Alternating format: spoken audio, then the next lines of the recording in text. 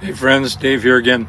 You know, I've talked to you a number of times about the idea that when we immigrate to the kingdom of heaven, and that's where we really are, we're a spirit man who dwells in the kingdom of heaven.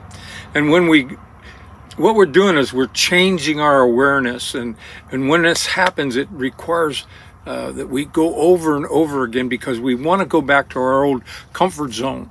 And so what we have to do is discipline ourselves. I am a resident of the kingdom of heaven. I am born of the Spirit long before I ever got this body. But I got this body for a specific purpose, and that was to bring the kingdom of heaven to earth.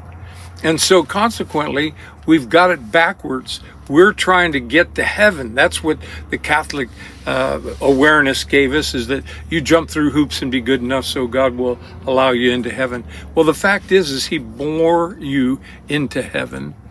We lost our intimacy and our dominion when we claimed independence, when we decided to do it ourselves. We've all heard that terminology, let go and let God. Well, that's really the truth of what it is. When Jesus said it is finished, he wasn't talking about the fact that he just gave up his life and it was done. What he said was the reconciliation of man becoming one with God again so that man could be the expression of God in earth. There's no separateness. And that's the most important thing that we can grab a hold of, because we live in the old school and we see ourselves as a separate and we're always asking for something. We need to move to the awareness that I have everything. It is finished. And so I have to not only change my mind that I'm living in the kingdom of heaven, but I have to change my residence. That's where I live. That's my mental awareness. Then I have to also recognize that everything is done. And this lifetime struggle that I'm seeing is actually a creation of my own mind. I create my own problems.